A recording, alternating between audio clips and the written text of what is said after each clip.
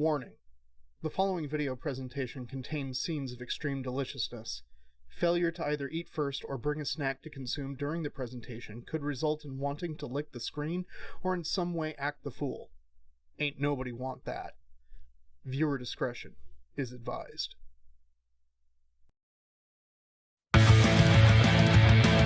Hello, boys and ghouls. DK's making a snack today. What's it gonna be? What's it gonna be? DK's making a snack today. Shove it right into your mouth. DK's making a snack today. What's it gonna be? Is he making it for me? DK's making a snack today. It's time for tactical snacking with DK.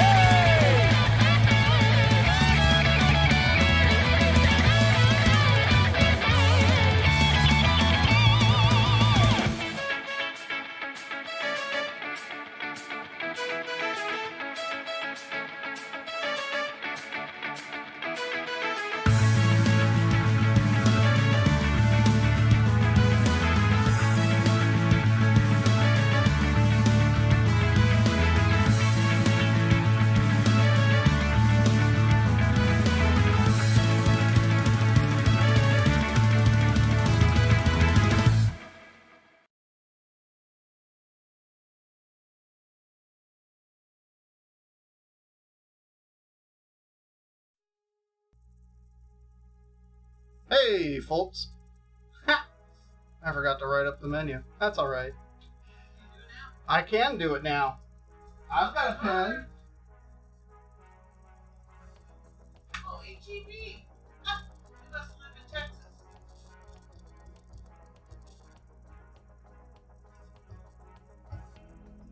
We're making Katsu Curry tonight. That's right. How's everyone doing today? Hope people are doing well. I am excited for this week. Hey, Scott2572, how goes it? Saturday, the Aki Basho starts. That's the September Grand Sumo Tournament. So that is going to be exciting, and we're kind of celebrating leading up to it. So tonight, for instance, I'm making Katsu Curry, which is a breaded pork cutlet, and we're gonna make some Japanese style curry to go with it. This is gonna be a pretty pared down recipe than like full on from scratch kind of thing that I've done before, just because it's a weeknight, it's 6 o'clock, we're kind of hungry, and so honestly, like, the curry that I'm making tonight is, I would say, the most typical. Like, if I'm making curry, this is usually what ends up being made. Hey, on the Soldier Giants, how goes it? What? Oh, on the Soldier Giants. We need your address. We need your address. DM me your address, so then that way I can send you some butt glitter and pixie dust. Oh, it's a big bug. Anywho's, so yeah, just shoot me a DM on Discord, and we'll get those into the mail to you.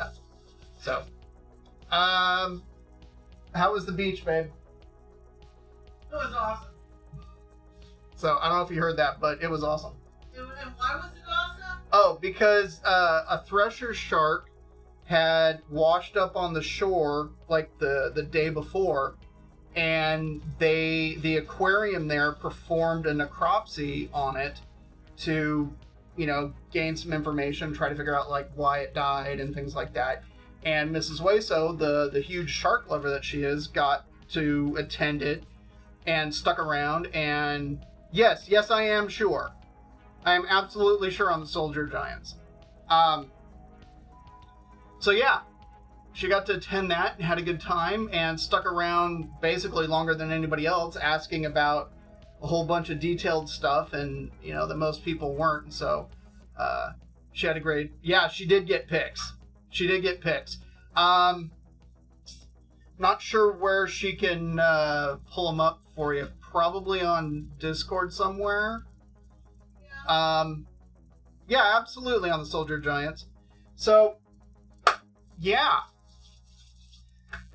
beach went well for her, and we're excited, like I said, because of the upcoming sumo tournament, which should be good. So we're making curry tonight, and it's gonna be a little bit on the simpler side from what we've done previously, but it's still gonna be delicious, and everything's gonna be great. You okay there, Jane? Keep hacking up along. No dying, Jane. Jane keeps coughing, sneezing, something or other. Besides the katsu and the curry, we're gonna make a salad, and we're gonna put together the Benihana ginger salad dressing. If you've ever been to Benihana's and you've had the... Dang, buddy! If you've been to Benihana's, you have... Benihana's. There it is. Benihana's. Say it again. Benihana's. Poor guy. You okay? Come on. What's wrong there, buddy? Yeah. Something tickling your throat? Let's give him something to eat. Benihana. Benihana. Nope. Okay. So anyways, Benihana's. You have the salad. No, it's Jane is a he, and Jane is. It's not that he's allergic to something. It's just for whatever reason, something's tickling his throat. My guess is he was tearing up a cardboard box or something like that. Maybe. Because he does that kind of thing. He is older. But yeah, he is. But yeah. So anyway, salad, and it's the dressing that they put onto the salad, and there's a ton of clone recipes that are out there on the interwebs. And yes, he's fine. It's not something that happens super often. Hopefully he's fine. Hopefully he's fine. Huh. Drink some water, Jane. I don't think I brought anything home. I mean, I haven't been exposed to any dogs in a while. I didn't even say Benihana's. Poor guy. Anywho's. Yeah, but it's a really good salad dressing. I mean, I don't make it a ton, but I figured, hey, why not? Because this will be good with it. And I mean, it'll be a simple salad to go with everything. But I also have to knock out a couple of things kind of after the fact in preparation for Thursday. Now, Thursday I'm excited because a while back, we were going to do Korean fried chicken, and some stuff happened, and as a result, we ended up not being able to stream. But Thursday, we're doing it. We're making the Korean fried chicken, and so I got to make a couple of the sides to go with it because they need a couple of days to kind of chill. Specifically, the chicken moo or the pickled radish that, traditionally gets served with it. And then another pickle that I like to have with it, it's a soy sauce pickled onion. So got the stuff for it, and we'll kind of take care of that after the fact. But first things first, need to get to the pork. There we go. Okay, so wrapped up here, I've got a pork, half of a pork loin, a full pork loin that would run down the length of the back of a... Dang, buddy! Run down the length of the back of a hog, be about that long. And so they were on sale this past weekend, and so I picked one up, and I figured, hey, this will be perfect for making the katsu. We are going to have to do a little bit of trimming, but that's, to be expected. These gloves aren't sterile, so I'm going to go give these a quick wash.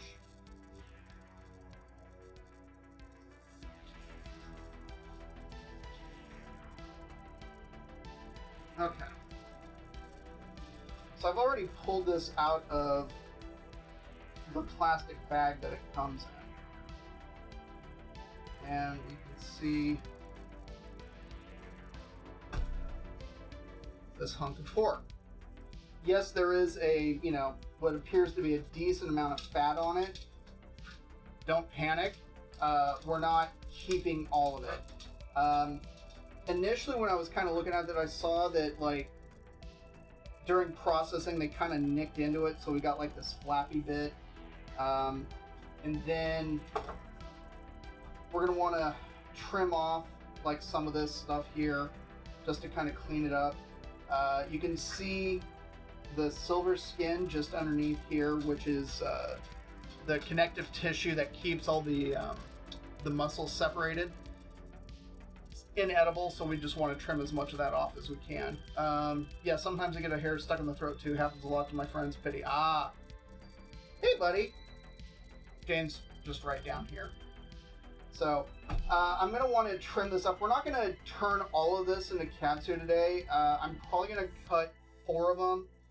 And I think I'm going to do it from this end. That's predominantly the meat. And then we'll kind of take them from there. But I might as well trim this up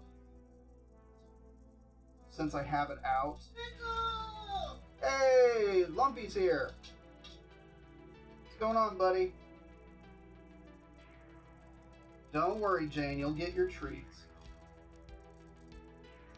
I never knew what the tissue was called. Yeah, it's called silver skin. And all I'm doing is just kind of pulling this stuff away and trimming it off. And throwing it to the dogs. Well, I will be throwing it to the dogs. Not throwing it to the dogs yet. Let's see. Set this up to the sides.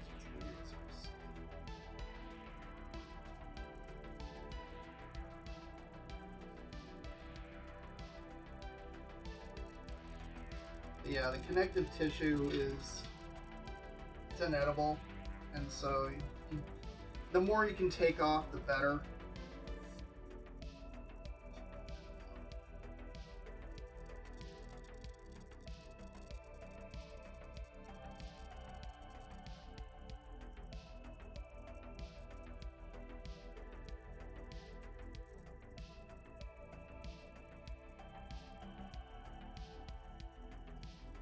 That side's looking pretty good. This side, however. So we've got a couple of things we need to contend with here. If you kind of see this section right here, all these white lines are all connective tissue. And so this particular like strip right here tends to be on the really chewy side. So for what we're doing, I'd like to remove it. Let's see. Yeah, and it looks like... Alright. So I'm going to hopefully hold it up here, and you'll be able to see what I'm talking about. We can see this line running right down here. Okay. Now if we follow it to this side, and we look at, you know, kind of the muscle structure here, you can see the edge of it kind of goes right into there, but down at this end it's only just right here, and so it kind of follows like, well, hang on, follows up like that. So that's kind of what we want to trim off. Now, I mean, it's not that it's bad meat or anything like that, and I'll probably end up mincing it up and feeding it to the dogs. So woke up Sunday with body aches, fever, and the run's much better now. Oh, good. I'm glad to hear you're feeling better, Scott. So, okay. That being the case, I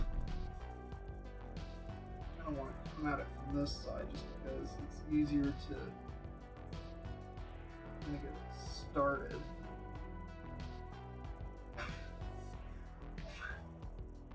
Yeah.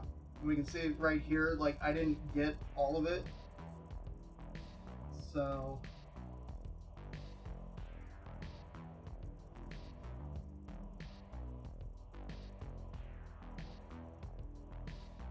okay.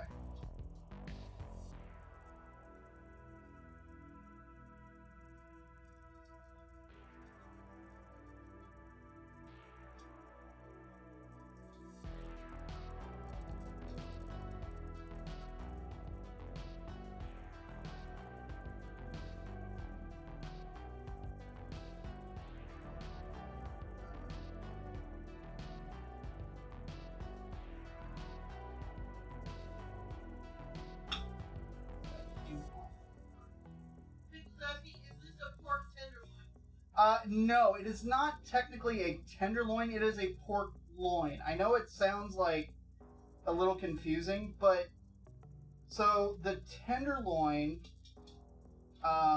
both in a steer as well as a hog, it's a little baseball bat that runs parallel to the spine down the middle of the back. That tenderloin is what ends up making your filet mignon. But then the pork tenderloins tend to be much smaller.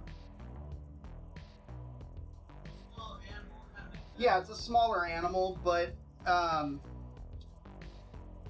this is what... So this loin here, as it was, is... How do I explain this? Think of it as... So I'm trying to remember my hog anatomy.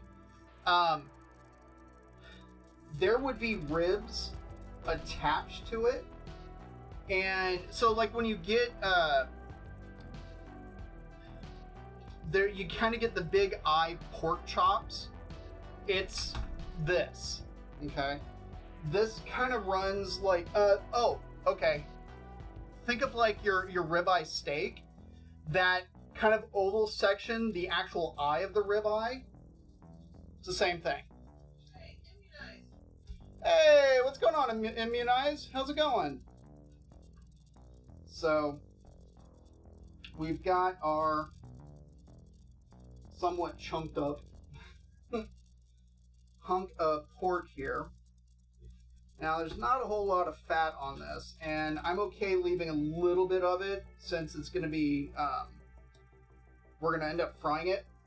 But when they trimmed it at the processor, you can see a little bit of the silver skin kind of poking through right here. What we're going to do, and I'll show you in just a second, as soon as I cut, I think, 4 of these. So then that way we can enjoy one tonight, and Mrs. Wayso can take one to work tomorrow.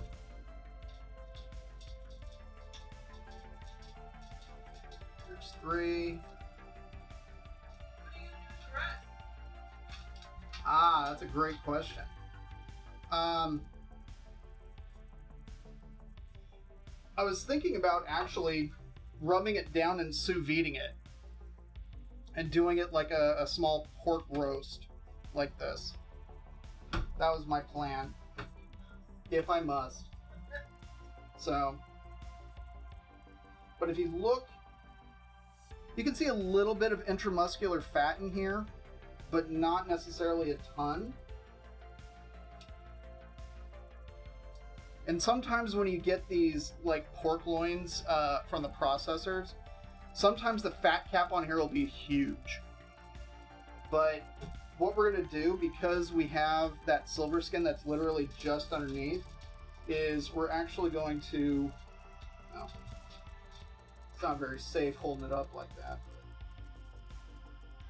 We're going to cut little...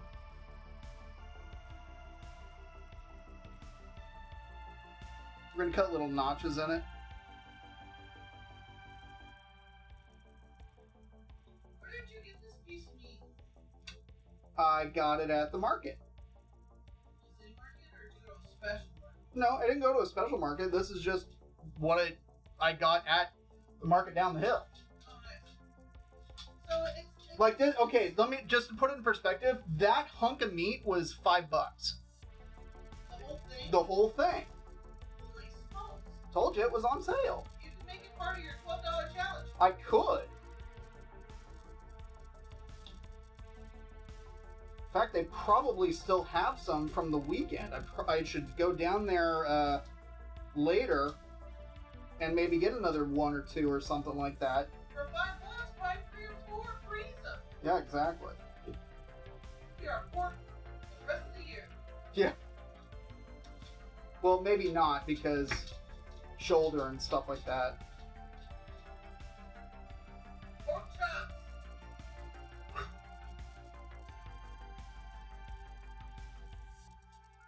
There we go. All right, so we've got slits, cut into those. Those are ready to go. This stuff, let's see. Oh, it's about their food time. So, okay. First thing is first.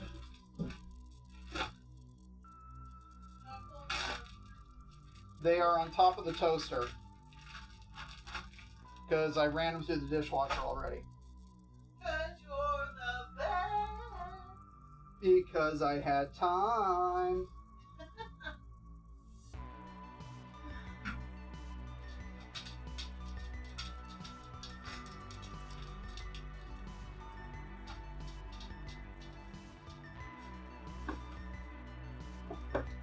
I'll feed the dogs in here so you can see them. Well, at least I'll feed one dog in here. I don't know if there's enough room for both. Although our dogs don't fight over the food, they're pretty respectful of one another, but I don't want them that close together. Yeah. It's one of those things you don't want to tempt fate. Exactly. Okay. Some girl. He's putting Minced up, Minced. trim. We're gonna save the rest of this trim. In fact, as soon as you're down. Do you want me to grab you something? No, I got it. I could be a helper. I know. Okay. So now we've got our 4 knife. Excuse me, dogs. How we doing? Okay. I've got the oil on low for frying. I just wanted to make sure that we hadn't gone too far up. We're not. We're still well under. Otherwise, that could be bad. Yeah, but there's an alarm on it, so True. I just don't want it to be ready quite that early. Okay. So I cut these guys about 1 inch thick, and that's pretty thick. We're going to do, well, 2 things. One, we're going to use this guy, which is a mechanical tenderizer that is spring-loaded and has a whole bunch of kind of needles in there. And it massages it. Well, what it does is it by repeatedly hitting the piece of meat, what it does is it cuts the actual muscle fibers and mechanically tenderizes it, because the shorter the fiber, the more perceived tender the piece of meat is. Part of the reason why we're doing that is because we want to kind of flatten these out and spread them out a little bit, because they're way more impressive that way. But then after running the needle through it, I got my mallet here, and I'm probably going to beat my meat. So that is the plan. You don't need to do that on your own. I'm here. Okay. Okay. So Mrs. Hueso has just volunteered to beat my meat. Y'all are witnesses. Just saying. Here, can you see the dogs eating? Oh, hang on. Let's. There they are. You can see Vera way in the back. Hey, Chubby Viking. Woo! Are you back? That's right. You were busy. Because so there was a massive storm system in Japan. So I'm hoping, because it's been a few days, that you're back in the U.S. of A. So should I go wash my hands because I'm gonna beat it? Yes. Just beat it. No, flight was delayed. Oh my goodness. Tomorrow? Shoot, at this rate, you might as well just go to the Aki Basho in Tokyo, man. Go enjoy the sumo tournament in our stead.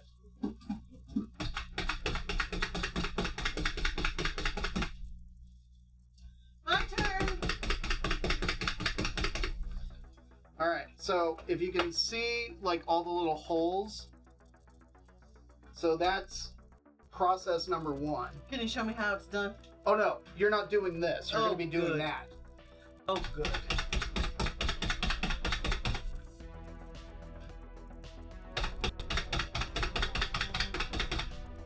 go.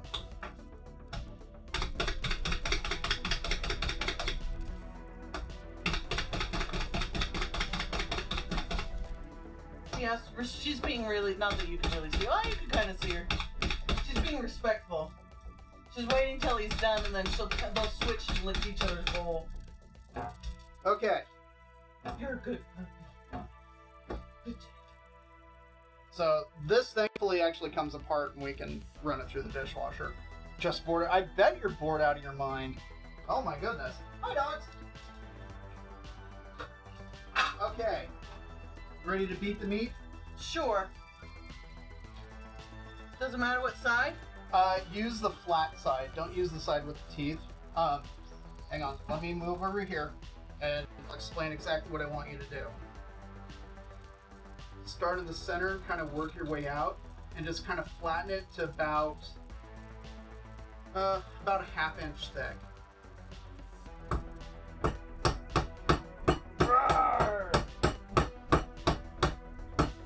Like that? Yes. Hang on, let me show you something real quick. Okay, so this is going to be an advanced technique. Woo! All right. So in one motion, instead of going straight down, we're going to go down and pull. Oh. So. Okay. And that's to help spread it out. Exactly. Versus just smashing it down. Who knew? I did. Of course you did. You know everything. Is this one done? Yes, that one is done. Move it, please. All right. Okay.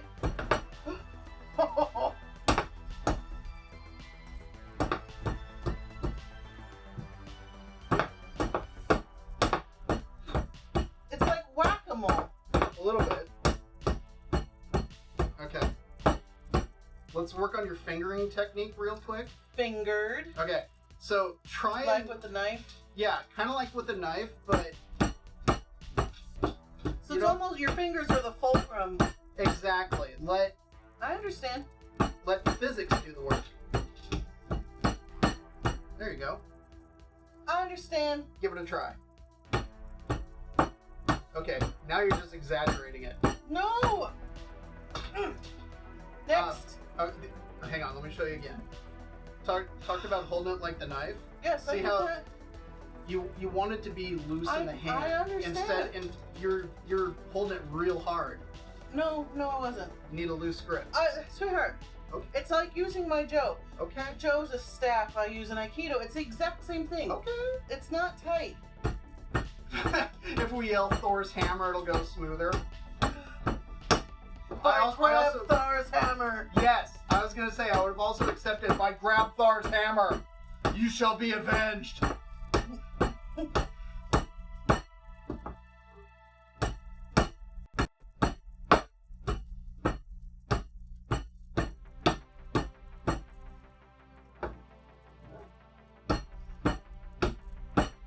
Don't pull it too hard. There we go. Okay. Good. Next. Okay, last one.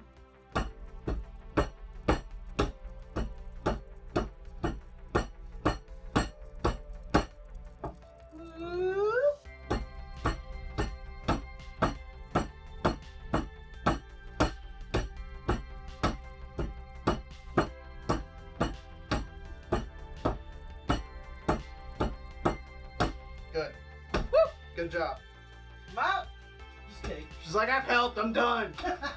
No, I'll have more. Feed me. More. Okay. Believe it or not, when swinging a sword, it's not that you're gripping the hilt, you're holding it loosely, not letting go. Yes, no, you're absolutely right on the Soldier of Giants. It's exactly how it is. Nice. Okay. So, next thing we need to do is we need to get the sucker, need to get these things breaded. And then, we're going to let them kind of hang out being breaded, and then we'll move on to everything else. You only squeeze your fingers to initiate the cut to increase tip acceleration. Yes, exactly. And you're kind of like a pushing motion and your extra physics. Anyways, okay, in here I have, there's a bit of cornstarch and tapioca starch. It was the last of the cornstarch I had, so I might as well use it for this. But we're doing just a kind of a standard breading procedure. We've got the starch into the egg wash and into the panko breadcrumbs here.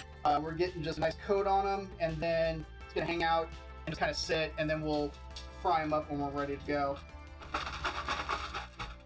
I just have it in this bag just because doing that is just so much easier.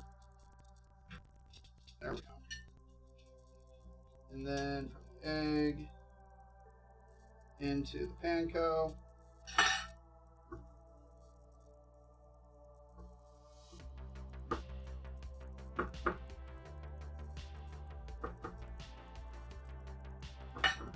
What I would love to get is the fresh, like, breadcrumbs that they use. You get these, like, dried ones, which are, you know, fine and everything, but, you know, you watch these food videos where they get bags of fresh crumbs, but almost like shreds, like they've, yeah, it's like shredded bread, where they've effectively, like, taken a loaf and used it on a cheese grater. It's pretty amazing. I think you should do that. So maybe I just need to get a loaf of bread, a whole loaf of bread, and then, Yeah, good loaf bread though. What? I said get a good loaf. Don't crap out on some blah loaf. No, Not no. that you would do that, but Not that I would. Actually, you know what might be good? If you bust out the bread machine and make a loaf, and then use that to shred as an experiment.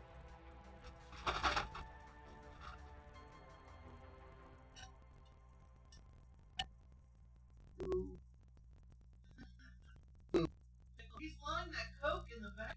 Party time. Do I look like George Lentz or Don Dawkin? Is this Game Warriors video?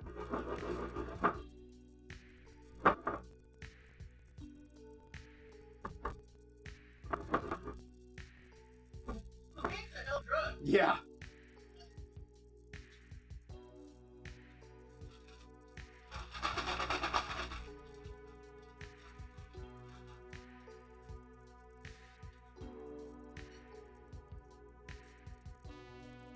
Okay.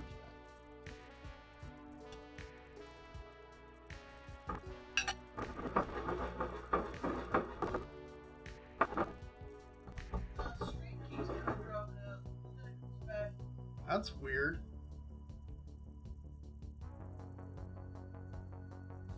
Oh. Huh.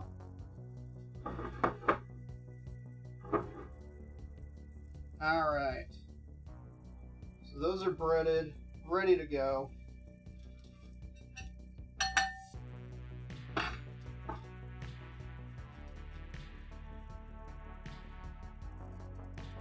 Just dumping the excess into the bag here.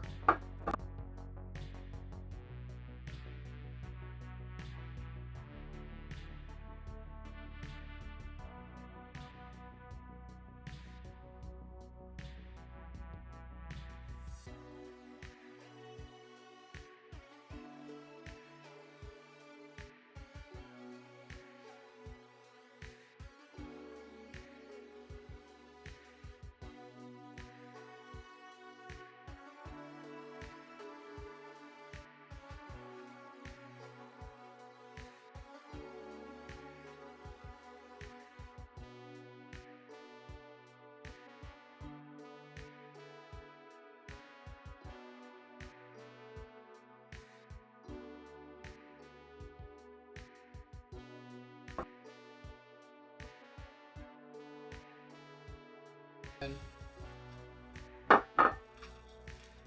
cleanup is done! Hooray! Woo! Well, now we just gotta rinse these out. Especially the one with the egg in it. I can rinse it. Alright. I'll rinse.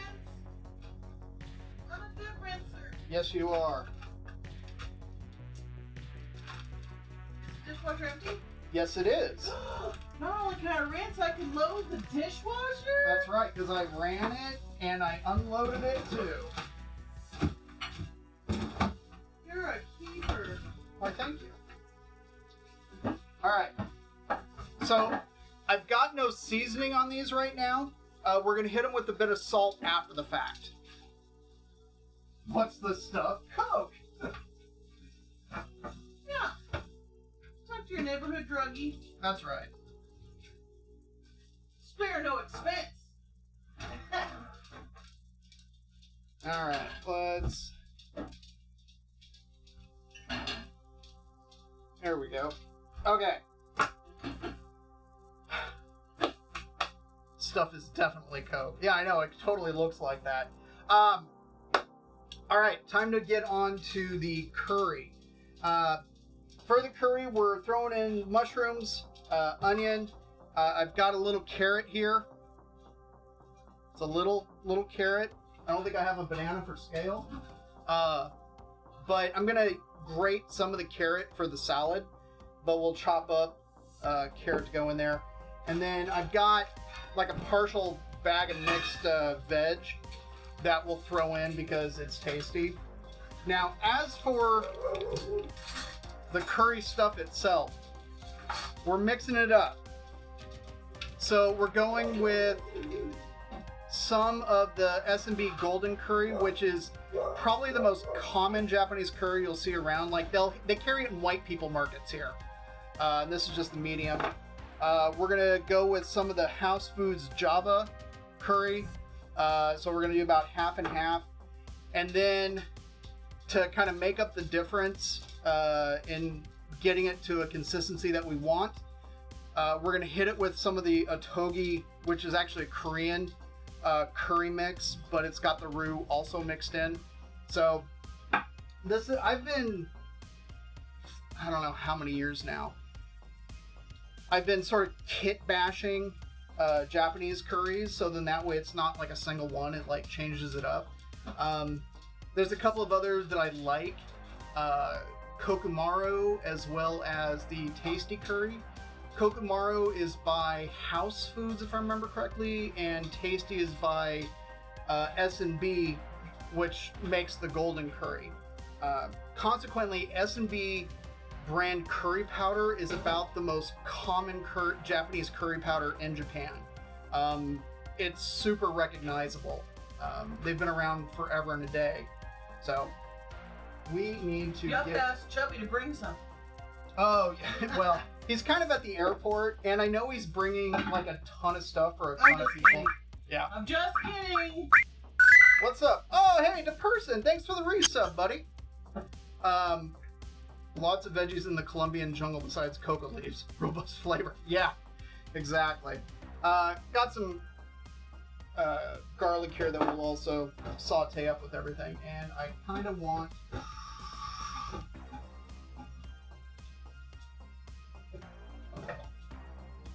A loaf pan? Yeah, I'm just because I had it. I'm just using a loaf pan to put the vegetation in. I've gone and washed these mushrooms ahead of time, so. Loaf pan just because it was accessible, or is there something weird about it? No, because it's accessible. Okay. I could have gotten you a bowl. I know.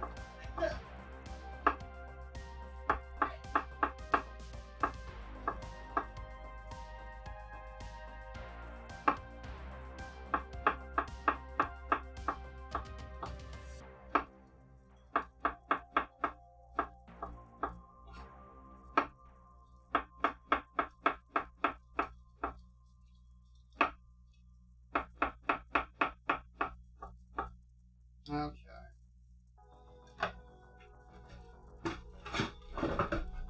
Mushroom part of the curry. There we go. And since the onion and mushroom are going to need to cook for the longest, they're the ones that I'll get started. And then I'll come back and work with the carrot and the garlic.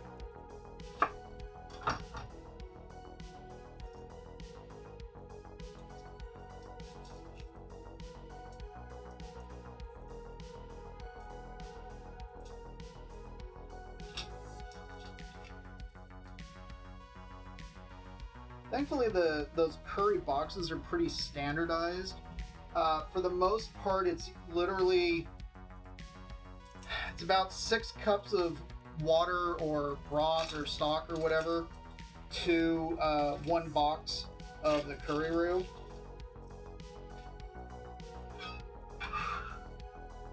And then that should yield sufficiently thickened curry sauce. Because that's kind of the hallmark of Japanese curry, is that it's kind of thickened, as opposed to most of the like Indian and Thai curries, where they're on the thinner side.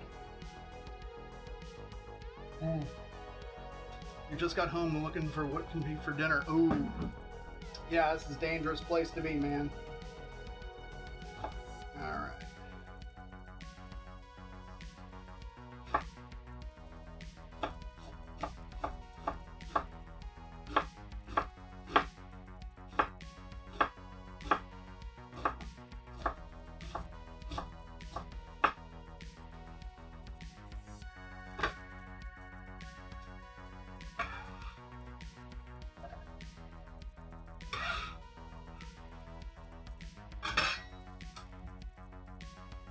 When I was thinking about making the curry tonight and using that pork loin, a lot of times, like I said earlier, they usually have like a pretty thick fat cap on it. And I was kind of counting on that because I was going to trim off some of the excess fat and then render that in the pan to get the curry going. But I guess I'll just have to use butter. Oh darn.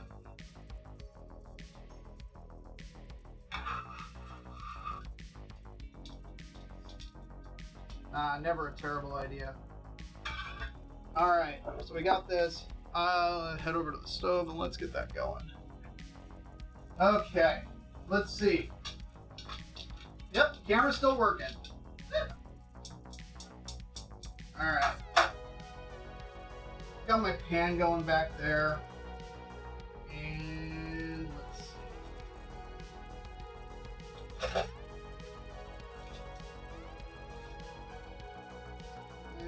About 4 tablespoons of butter.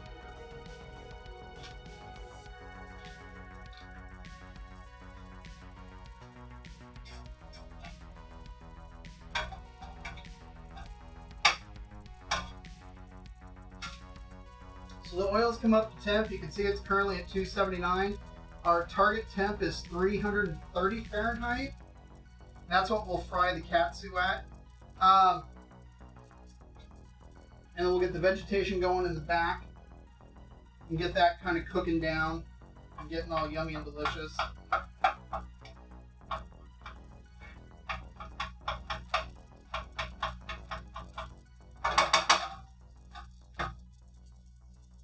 asked the chat if they like the angle of the camera. Oh, the one above the microwave here? Yeah. The one that Mrs. Way so absolutely hates. She hates this camera angle and drives her nuts. It does drive me nuts. I can't say I love the camera angle. It's just weird. It's not what you would normally see on a streaming kind of thing, but maybe that's what sets us apart. There's a lot of overhead shots on cooking streams. Oh, I know, but it's overhead shot. You've got the entire stove and some of the counter. Yeah. I've seen overhead but closer to one pan.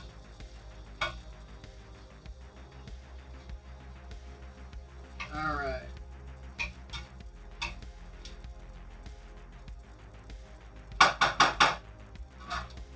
I'm going to turn that down and let it do its thing for a little while so we can get everything else going. Big carrot.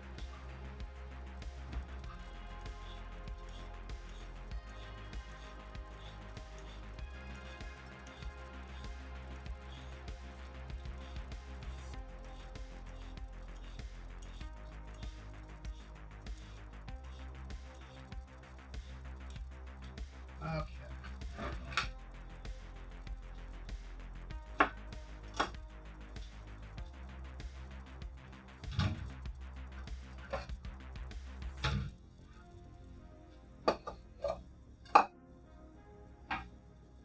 Since I want to grate a little bit of carrot to go into the salad.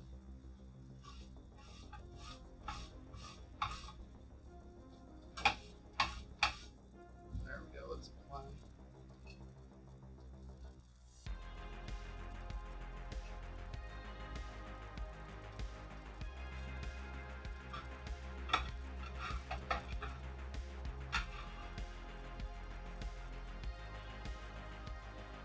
go.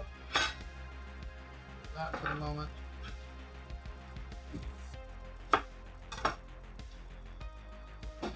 So for this guy, it's be much easier to work with. Cut it down like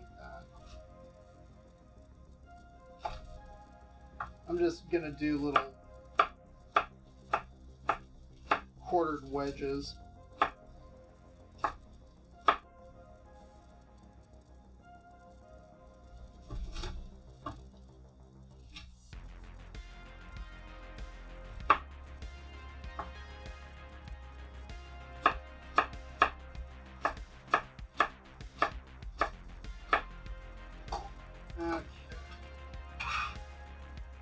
Carrot done.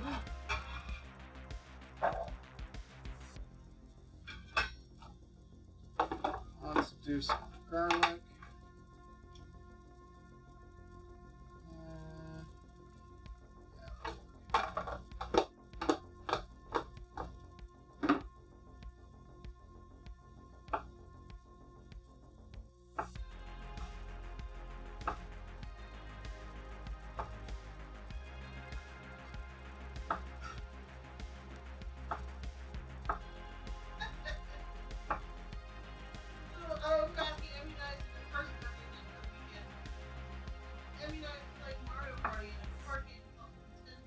Okay. Like Cards Against Humanity, but the presidential debate, which as Canadians is always a fun experience. I bet. Do they do debates for Prime Minister? I would imagine they would. They like give each other like, no, you go first. Yeah. Are they like really polite about it? No, no, please. You go, eh?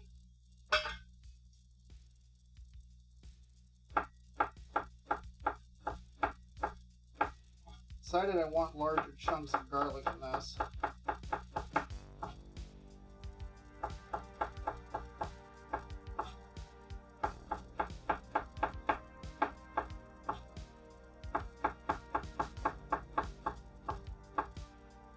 Alright. Garlic, done. Carrots, done. That, done. So I can take this over the stove.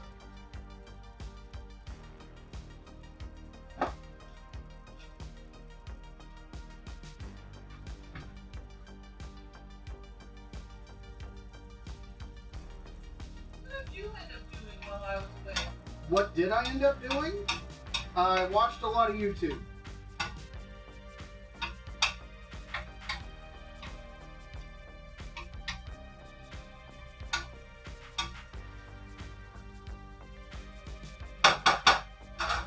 Yeah, I ended up watching a bunch of YouTube. Like, I tried watching a couple of different shows that had been on Netflix or whatever for a while, just to kind of see, you know, what I thought about them. Couldn't really get into any of them. So I, you know, was on YouTube a lot more than anything. What else?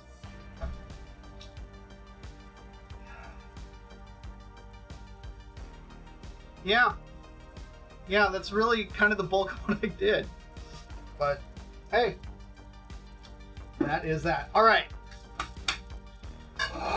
That is going. Oil's still heating up.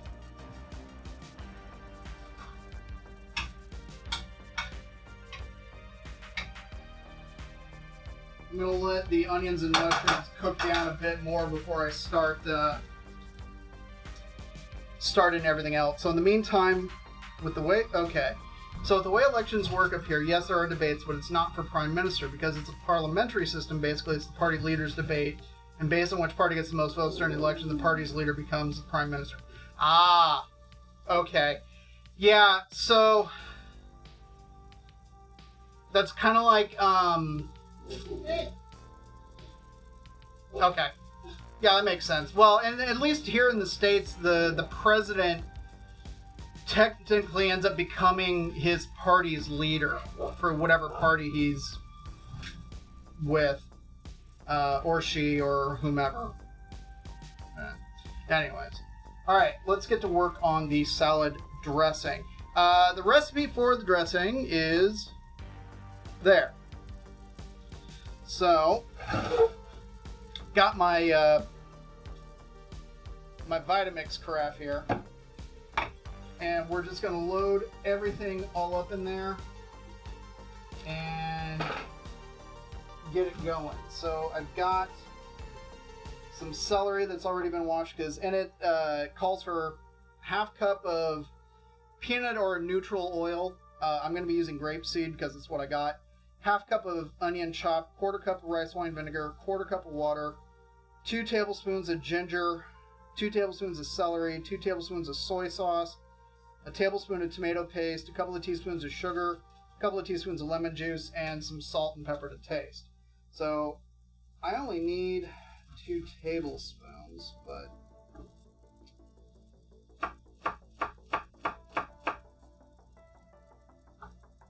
that's probably not. It's like 1.5.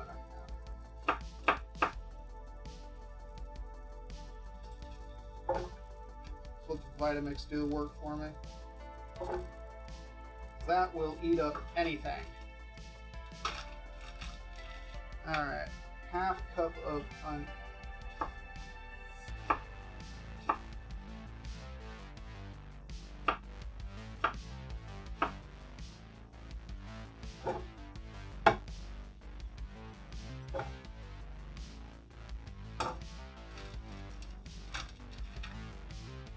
that's 2 tablespoons of ginger.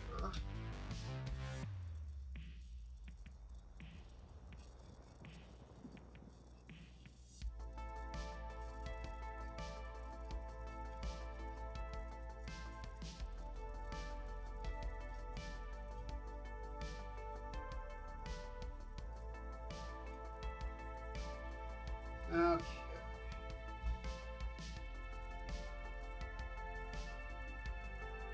I'm just using the back of the knife to peel that back.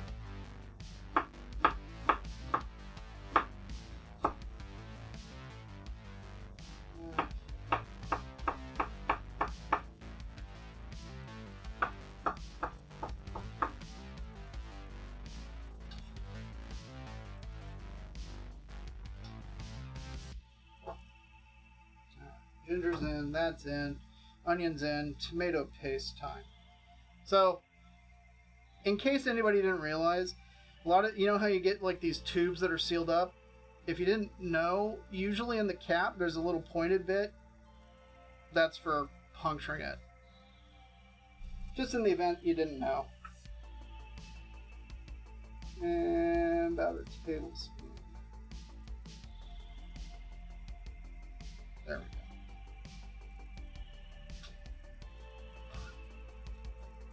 Let's stir the onions and mushrooms real quick. There we go.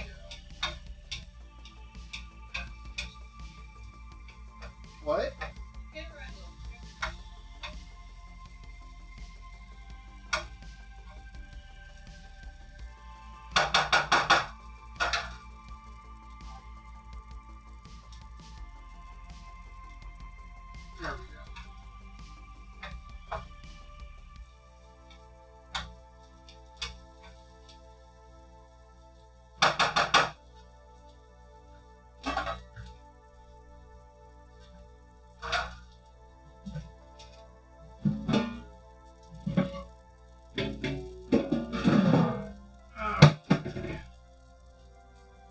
I'm going to need 48 ounces of water.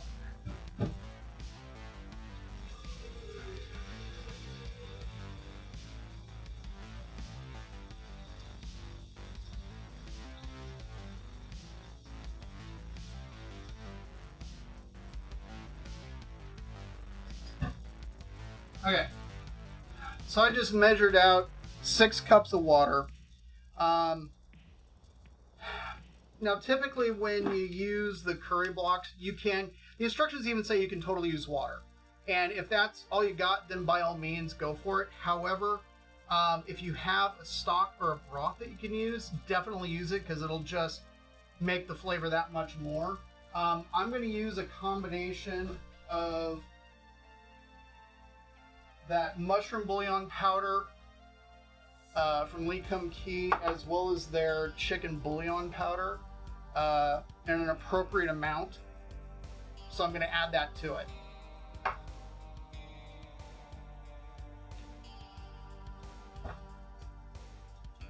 But everything is currently off camera, but it's staging. Alright, $2.95 on the oil. We're slowly coming up to 10. That can get. Alright, let's see. We need rice vinegar,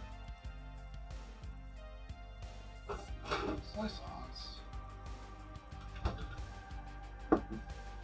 and let's see, oil and sugar.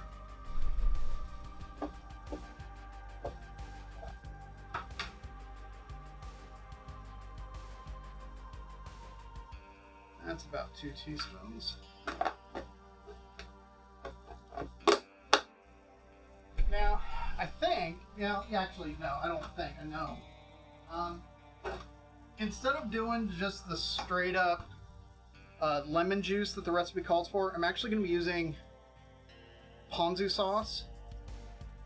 Because it's got not only soy sauce in it, but it's also, it's got like yuzu, sriracha, other citrus that you can use in lieu of.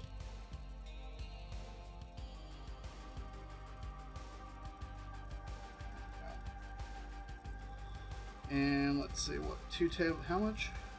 Quarter cup of the vinegar. Okay.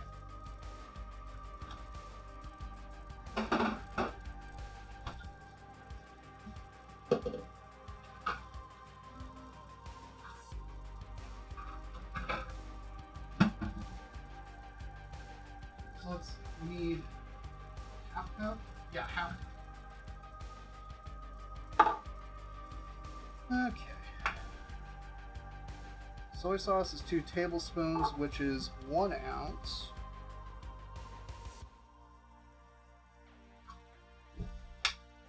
Vinegar is a quarter cup, which is 2 ounces.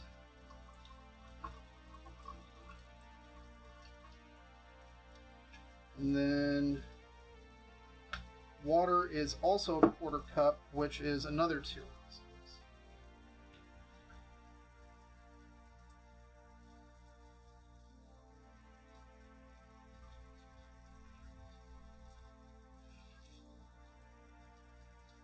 Go. And then the last thing we need is the oil.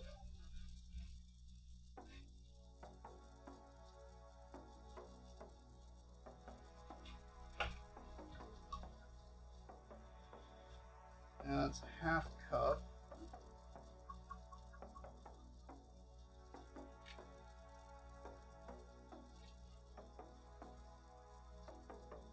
Now it's about pizza toppings. Have you guys had a pineapple pulled pork and jalapeno pizza? interesting. Sounds awesome. Huh. Alright, so that is ready to Would you give go. it a whirl or no? What? Would you give it a whirl or no? Yeah, I think I'd give it a whirl. Kind of like the salad dressing. I will say, a lot of times when you see recipes for salad dressings online, a lot of them talk about drizzling the oil into the blender. If you have like a regular blender, yeah, that totally makes sense because it's not quite as powerful as like a Vitamix or a Blendtec or something like that. But in this case, you can just put it all together and blend it and you're good to go. Haven't added any salt or pepper yet. We'll do that after we've blended it and had a chance to taste it.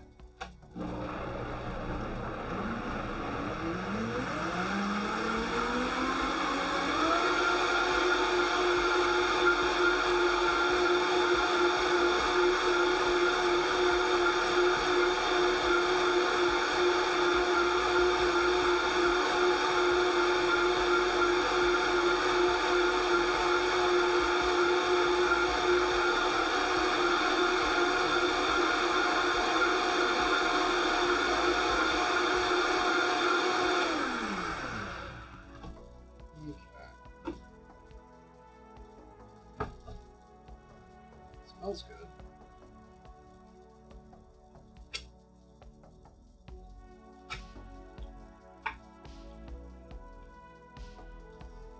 Yeah, it does need a bit of salt.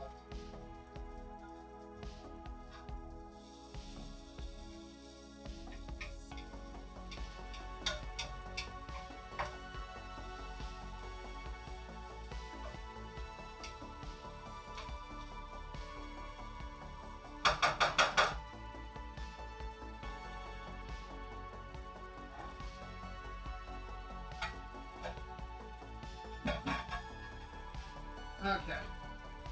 I just stirred the onions and mushrooms and added the carrots.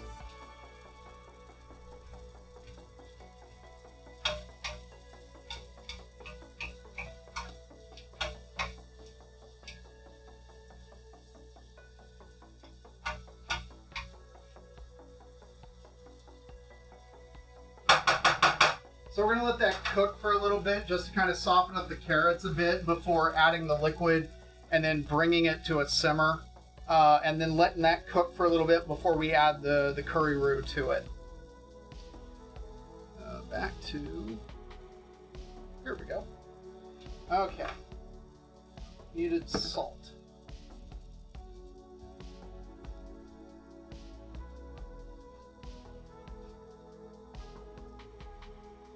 Let's grab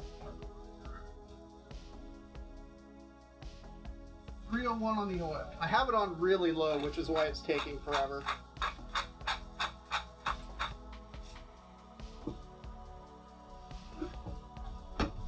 Alright, let's give it a whirl.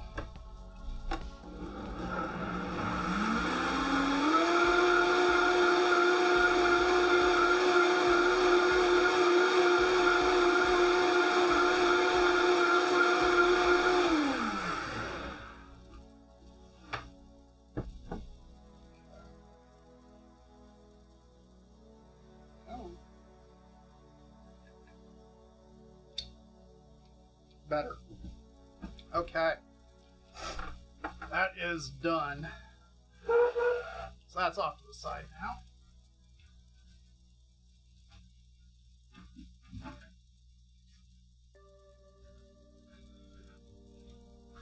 now. Alright.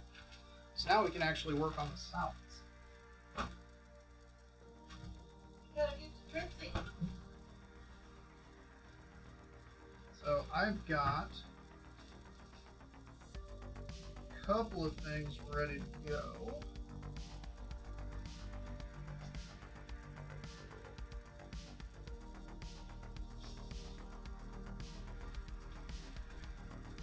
Peel that. I got a couple of little peppers there that are kind of on their way out, but they'll work just fine for a salad. This is a tomato. A coworker gave it to you? What? The tomato? Not a coworker, a volunteer. Ah. Volunteer brought in some tomatoes from the garden. Nice. Our volunteers are amazing. Most of them, not only do they come and volunteer, but a lot of them pay us money to do it. And then they bring this stuff for food. On the really hot days, they would bring in ice cream for the entire building. And yeah, we have 100 employees. We're not in some little place.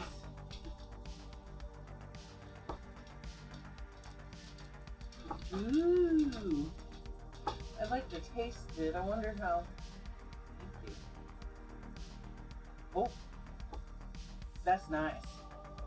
It's tomatoey. Mm-hmm. I was having a hard time smelling it. Maybe I have the Rona. I sincerely doubt it. Oh. You don't know that.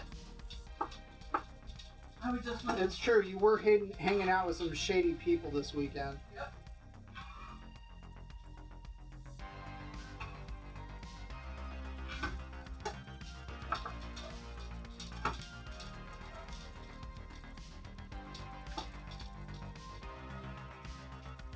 They weren't shady people. They were very nice. It was Oh, just, I know. It was people from I know. I was making a joke. South Oregon and Northern Washington, and I know you were. Well, there was a couple activities I was like, I'm around a bunch of strangers and they're too close. They need to go away. Would you Maybe. wash a green onion for me as well One as... green onion? Yeah, one green onion. And then it's up here. Oh. And then also if you would wash a couple of lettuce leaves for me. We don't need a ton.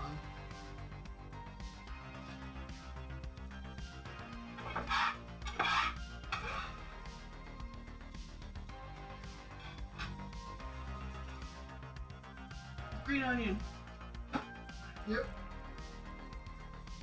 And a couple of lettuce leaves. I saw you stirring the curry. You still doing that? Yeah, Cool. I can. Getting some nice color. Excellent.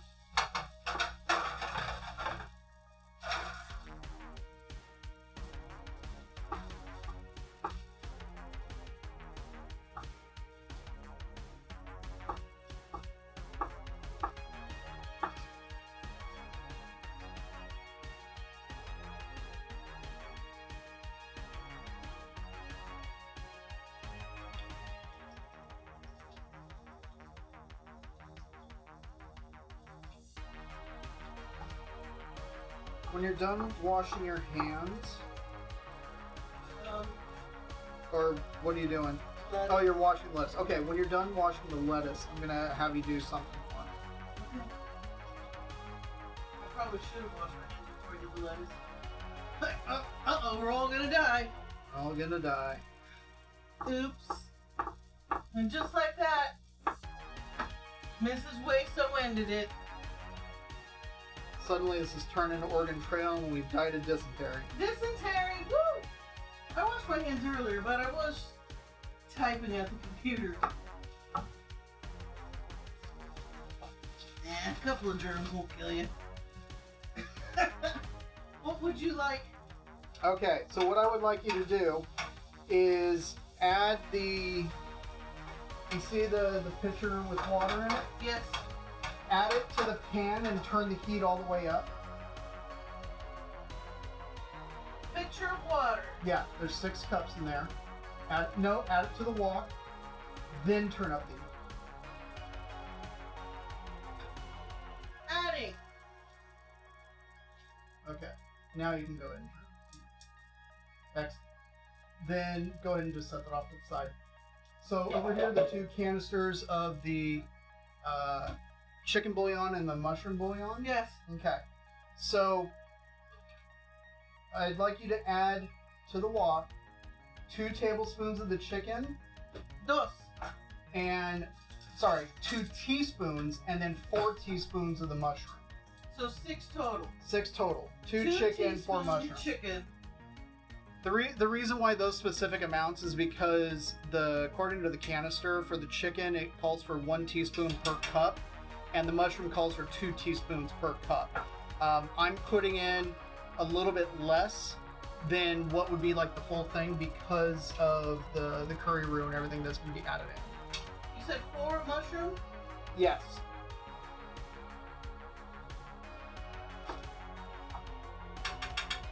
Four mushroom, 2 chicken bouillon. Check. Good job.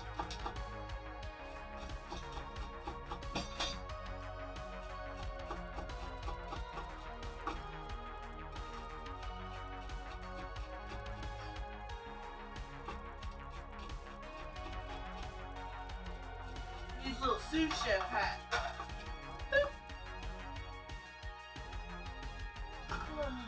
We're going to get you a hat. It's just going to say Sue on it. S-U-E. Okay. I find that acceptable. I thought it was fine. I want to get an apron like yours, though. Okay, we can do that. Then I could get my own patches. Yeah, we can do that. I mean, there's a ravenous patch on its way for you. Ooh!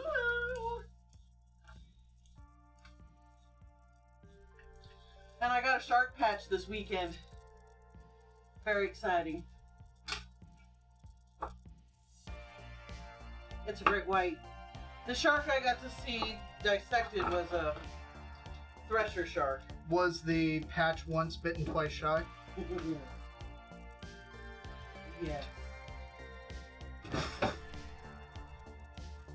I'm just scooping the seeds out of the cucumber. That's better eats.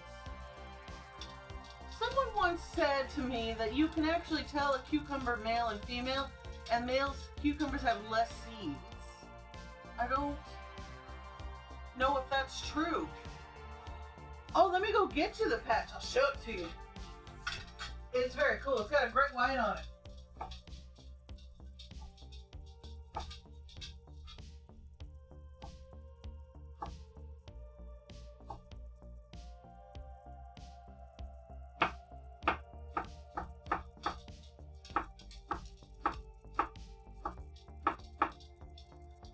Yep.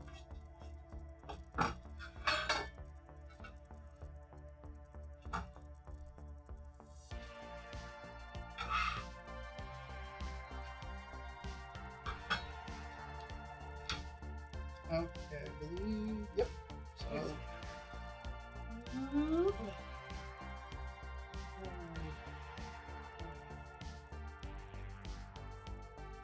there you go. Yep. Iron on. Very excited. Very excited. I also got a shark sticker for my laptop. You know, it's the little things. I thought it was appropriate since it was Shark Weekend. Totally. I was very proud of myself. I successfully identified and sexed the animal all by myself. And you know, for a shark connoisseur, I was like, you know, I was proud of myself. You're like, hey, not only is it a thresher shark, but that's a female. Yep. And this one lady was trying to convince me it was male. It's male, look at, blah, blah, blah. Here's the claspers. I'm like, no, that's the lady bitch you're looking at, but I wasn't going to argue with her. She clearly knew more. At least so she claimed, but she was wrong. And, The biologist said as much. yeah, biologist, yeah, here's the expert actually taking the animal apart. She said it was a girl. Like, there's no boy parts. The boy parts are pretty obvious. Especially when there's two of them. Yeah. Sharks have two boy parts. That's true. And the females have two holes for the boy parts. They got redundancy. And I learned sharks have two stomachs. Is it like two completely separate stomachs, or is it like two chambers? They're like in tandem. No, they're two separate. And they have like a different texture on the inside. So it goes to one like you would see a texture of a typical stomach. Mm-hmm. And then it goes into a separate chamber. And the lobe, I'm not joking, the liver lobes on this sucker were 3 feet long. It's crazy. How big was the shark overall? I don't know, 10 feet. Oh, wow. It was a big sucker. That is a big one. It was full size. Full size thresher shark. I mean, she said, you know, on occasion they can get up to 18 feet, but this was more like 10. It was massive. And the tail, the thresher shark's tail was probably, I don't know, 5 feet. And it was so awesome, they rolled her over, and the tail, so thresher sharks, they have a tail that whips around, and they go into a school of fish, and then they'll whip it to knock the fish out, and then they'll swing around. Whip it real good! And then eat what fish are, you know, stunned. So they roll this shark over, and the tail, like, goes whipping around and smacks the ground. Everybody's like, ooh! I'm like, well, duh, that's what thresher sharks are known for. Watch out. They've actually can cut some fish in half with their tails. Like, But, you know, put that on top of them. I'm sorry. I love you too. I remember this one. There's no space. Anyways, it was awesome. I had a great time. Okay, so salad stuff is good to go. That's interesting. Hmm. Shark skin is used to grind wasabi? Yeah. Yeah. Oh, because of the scales. The traditional grater for wasabi is covered in shark skin. One of the biologists like, do you want to touch it? I'm like, this isn't my first rodeo. I've touched shark before. We're good. They're like, I've been there, done that. I'm okay. Not that I don't mind. It's not that I didn't want to. It was just there's a ton of people around. And it wasn't going to feel any different than I've already felt. Yeah, but it was in the back of this huge truck. It was awesome. Again, I have pictures, so. Alright, I'm just turning up the heat on the oil since we're getting closer to curry and everything being ready.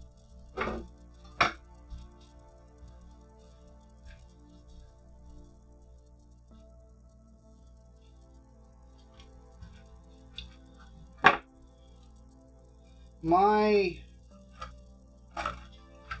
I guess MO or standard operating procedure for me when it comes to these curry blocks, because if you read the instructions, it just says, oh yeah, just break it off and stir it into the curry and let it dissolve, sort of thing.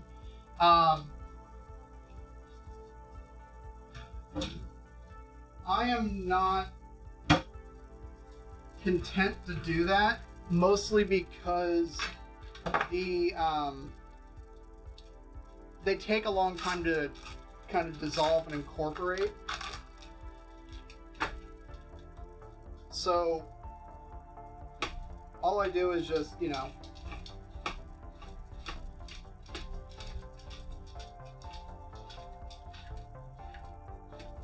run the knife through it just to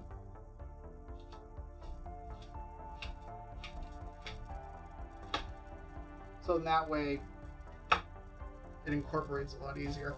My apron done came undid. There we go. And then the DK after dark for real. no joke. Woo! Shake it! I got some ones I'll throw on the menu. Do ya? Oh, bring it. My coworker paid me for that sauce you made. Oh, for the barbecue sauce? Yeah. Which, so, one of Mrs. Oasis' co-workers, their church was having a barbecue sauce contest, and she asked me to make her sauce to enter. And so I did. And I thought it was quite good, and it was. It was excellent. She loved it. She loved it, and one of the judges absolutely adored it. However, it sounds like the bulk of the judging body were young men, Yeah. and they just wanted something that was going to completely sear their mouths, which was kind of a bummer, because especially with barbecue sauce, no. Just no. Yeah, I want to be able to taste my food. I mean, you want to breathe fire, fine, but don't eat at the same time. Yeah, exactly. Oh, okay. Oil's at temp.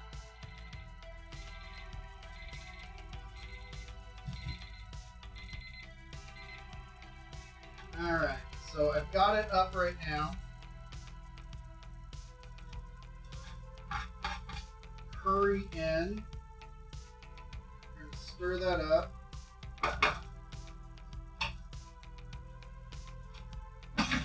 And then I'm going to turn down the heat on that. Let it do its thing.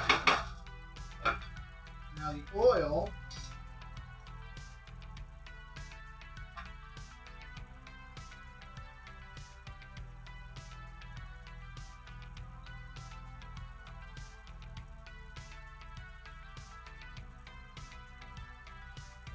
Alright, I'm just frying two at a time. So then that way it doesn't horribly affect the oil temp. Now I'm doing it at 330, which is way lower than what one would normally fry at, and the reasoning is because it's a bigger piece of meat that's going to take longer to actually cook properly, And so if you fry it at a somewhat lower temperature, that way it has a chance to more evenly cook all the way through. And, you know, not... What oil are you using? Oh, the oil, well, this is fry oil that I'm going to be getting rid of in the very near future. But this was corn oil. And that was because of price, or? Yeah, it was price. What would be your preference? If money were no object, peanut oil or safflower oil. Because they're both high heat, neutral frying oils.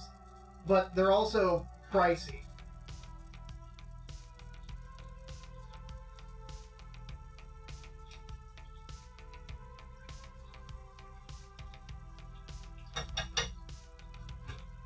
Alright, so we're at 328.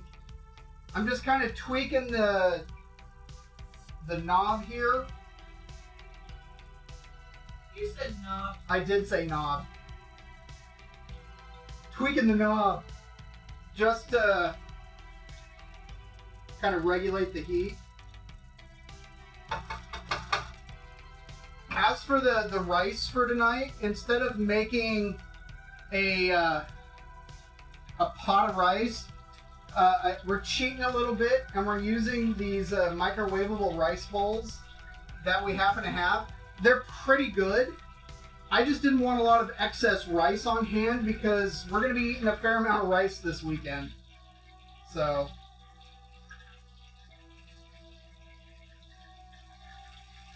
oh, these are looking awesome.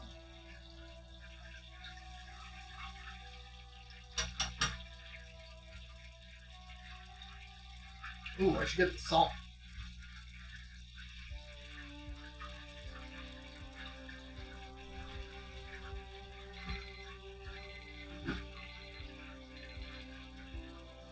Oil's at 10.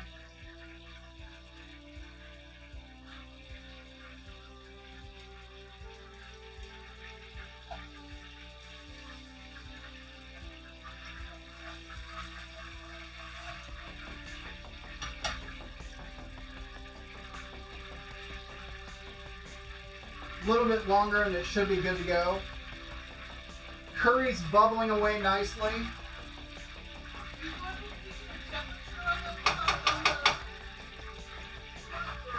You mean an internal temp?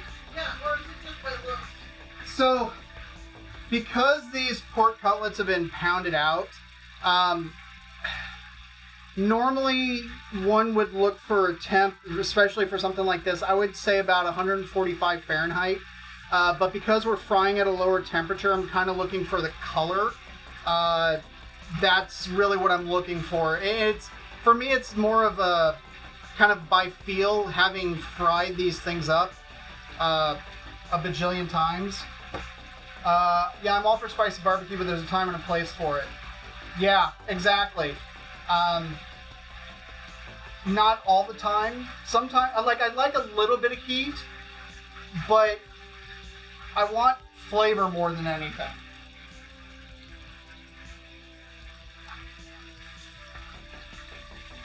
Alright, that's a good looking color.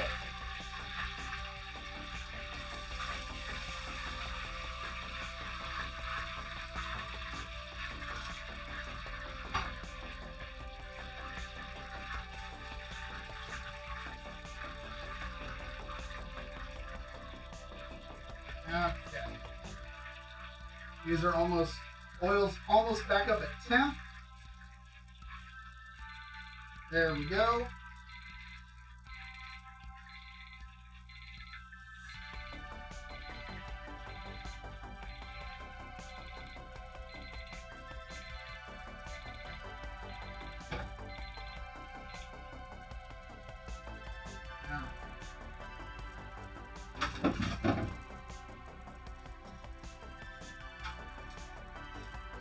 Drain.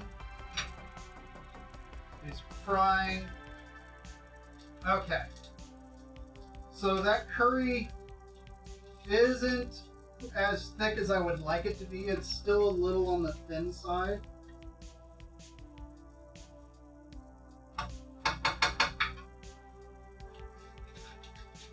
one of the reasons why I like this Otogi curry roux, because it just comes in a loose bag as opposed to blocks.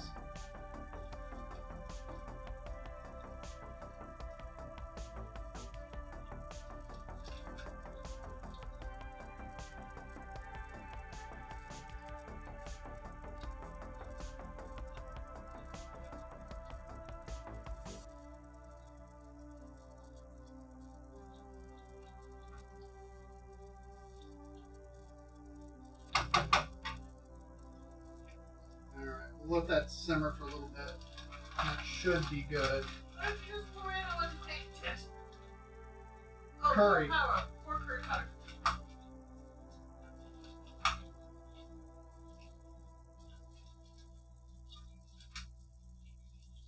Okay.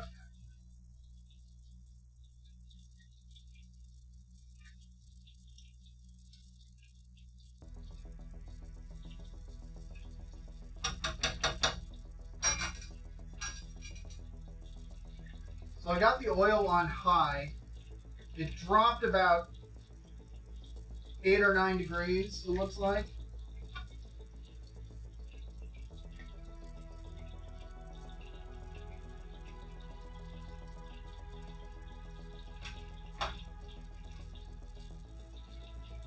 Okay.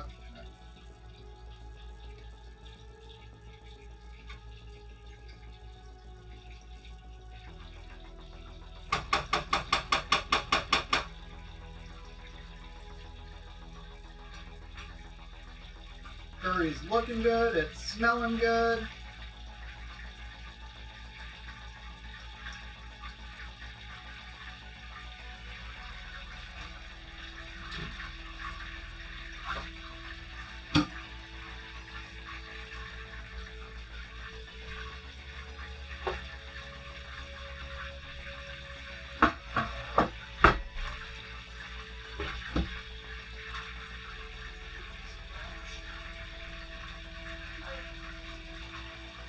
Oh, it's fine.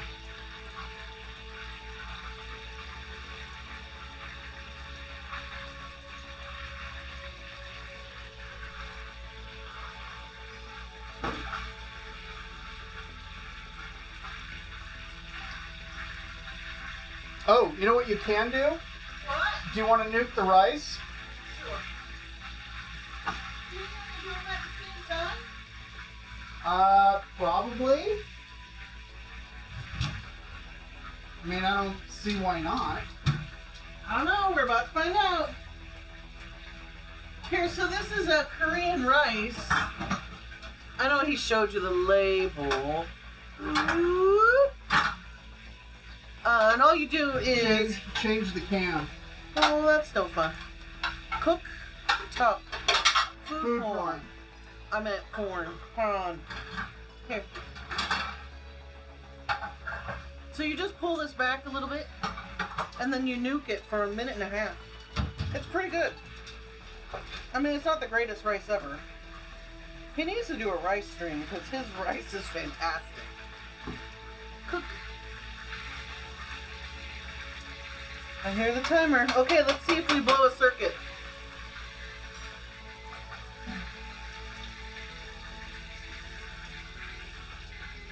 I hear a timer. It's the temperature alarm. Yeah. Yeah. Woo! That's hot. Hot, hot, hot.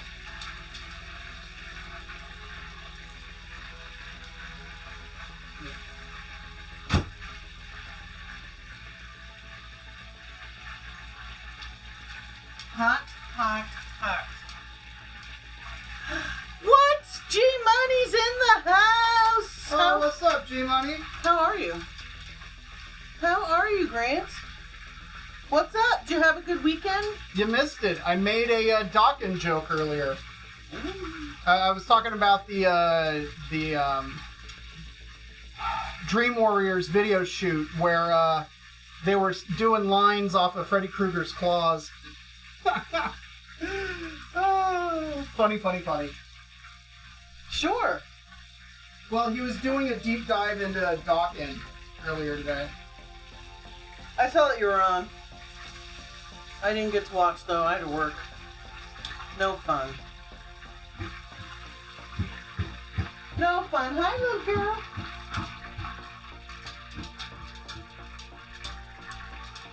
Cameras. Yes. Good game. Nice.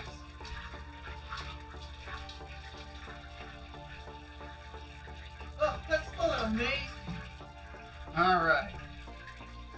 So we got our katsu here. And let that rest a little bit and then we'll chop it up.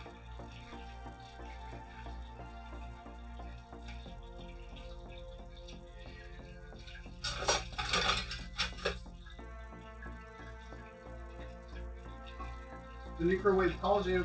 Oh, the microwave summons me. I am being summoned. Oh, blessed microwave. This is probably the only thing we cook in it. Probably. For years, we used it as storage. Here's the curry. Actually, let's move this down. Whoop. Oh, another timer. If you grab the pasta bowls that are there Check. and put the rice into the bowl. Oh. Oh, I guess that would look better. Who knew? Do you want a fork or a spoon? Spoon. Okay. Can I use spoon now? Yeah. Is it all good to go? Yeah, it looks good enough. Okay. Tastes good to go. We're cheating, Grant. We're using these Korean rice bowls. For instant rice, it's pretty good. Okay. This spoon's mine. I put my mouth on it. Okay, well then don't put it on the cutting board. Sorry.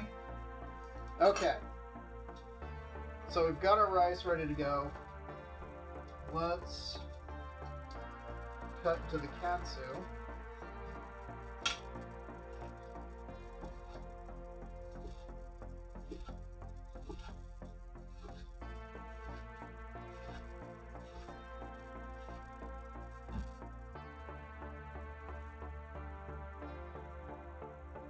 Check that out. Nice and juicy.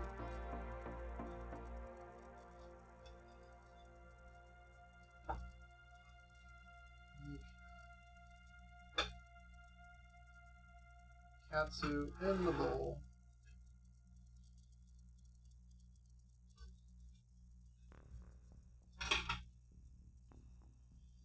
Let's do inside.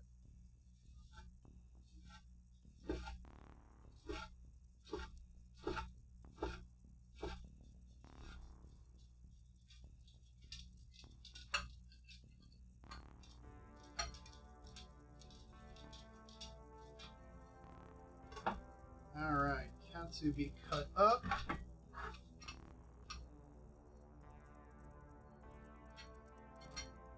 Back a little bit.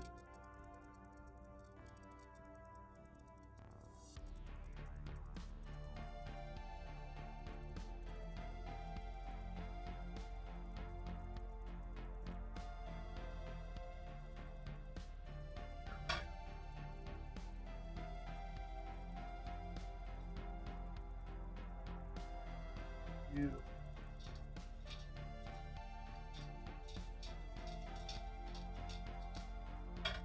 There we go. Boom. Japanese Katsu Curry with a bunch of extra vegetation in there. Yum, yum, yum. Excellent. Then we got our salads here that we got to dress up. Because they're naked. Because they'd be naked.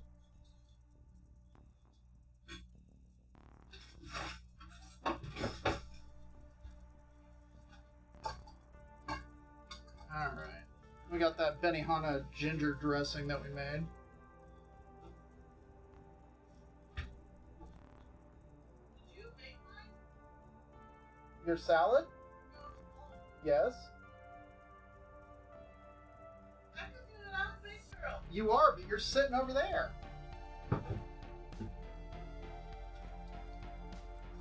Alright, last but not least, pièce de résistance.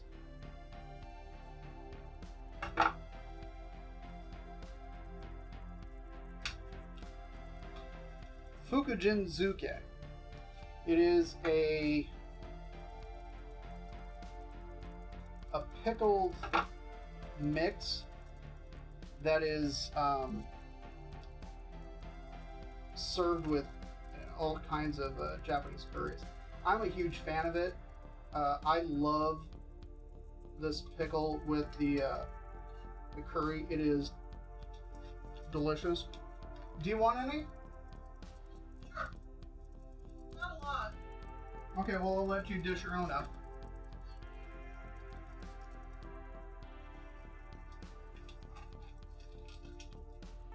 Yeah, normally it comes in a little pouch, but it's got like daikon radish, it's got eggplant, lotus root, perilla is in there. There we go. With the pickle. Boom. Okay. We got salad with some of that dressing. Toss that in my mouth.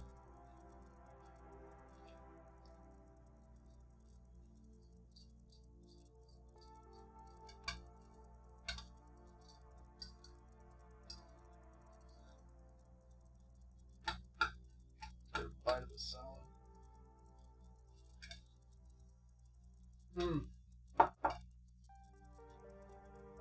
That's a good dressing.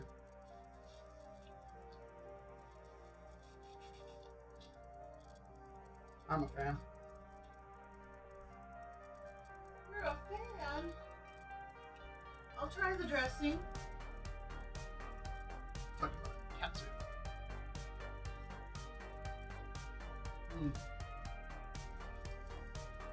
I'd love me some Japanese curry. That's yours. Japanese curry is good. Mm-hmm. Korean curry is also good. Mm-hmm. There are some Indian curries that are also. Curries in general are good.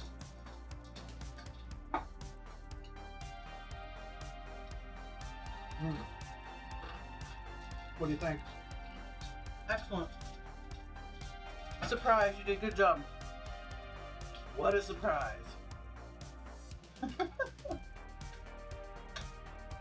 kind of funny when Mrs. Weso went out with the people that she was hanging out with this weekend to like eat and stuff. Oh.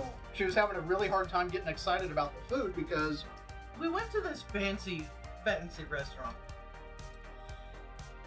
No, and the plates were $35 to $50 a plate.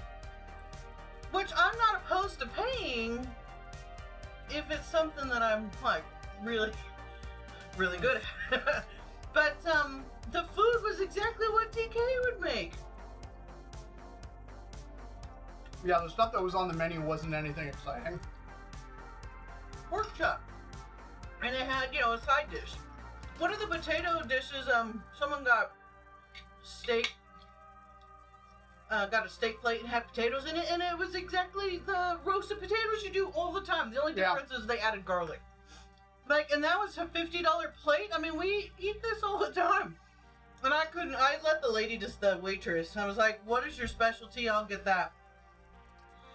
And it tasted good, but it didn't taste $50 good. Of course, mine was, I want to say, $45.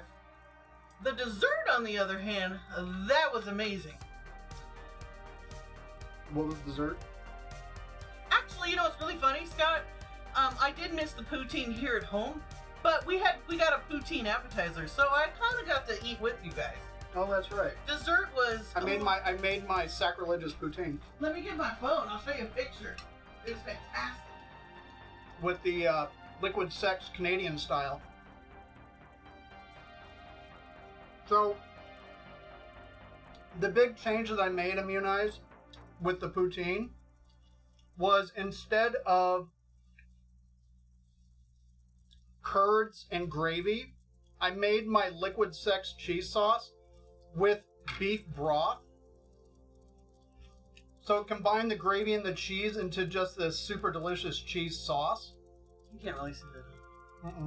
Well, it also doesn't help that your screen is usually pretty dark. That's because my eyes are sensitive. Unlike yours. So, there we go. That was dessert. It's a chocolate cake with the mascarpone layer and then ganache on the top. It was fantastic. And then there was a tiny layer of like toffee. It was a fraction layer. Uh-oh. Grant's insult. Well, maybe Canada's insulted, but it is what it is. It came from a place of love, I assure you. And to be honest, I think if you had tasted it, you would have agreed with me. Uh-oh.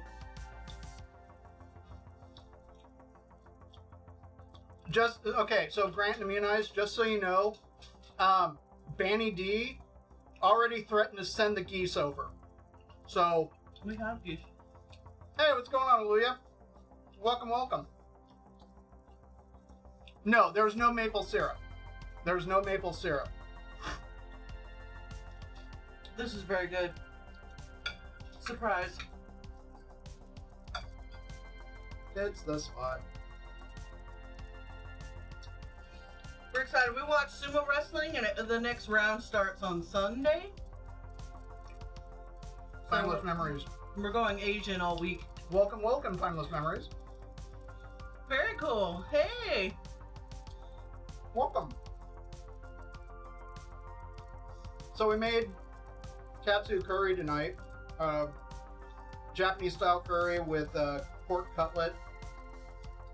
And a salad with the Benihana ginger salad dressing. If you're not familiar, Benihana's is a restaurant chain, mostly in the U.S. I believe I don't recall if they have locations outside of the U.S., but their,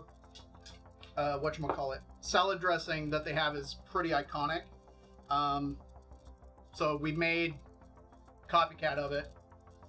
Look at you cooking a photogenic meal. I am trying, Timeless Memories. That's the idea.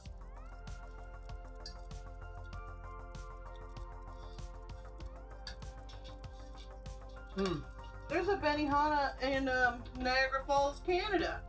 Thank you, Aaliyah. Yeah, I spent a minute on the katsu.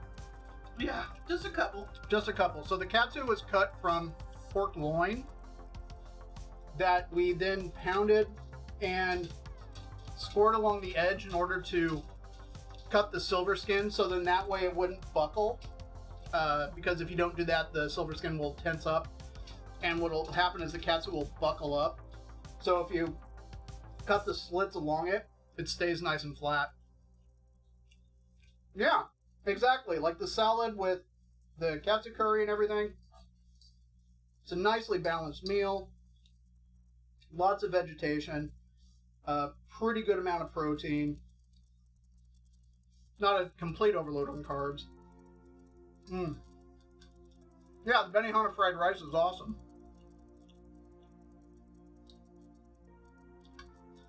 So, on the Soldier of Giants, if you've never been to Benihana's, you owe it to yourself to go at least once. The thing about Benihana's, and it was a restaurant that started this whole tableside teppanyaki grill style eating, where the chefs would do the show and like do all the things. And if you've never seen it in person and been there to experience it, you need to experience it at least once, because it is very cool. The chefs train for a pretty decent amount of time in order to get that skill going.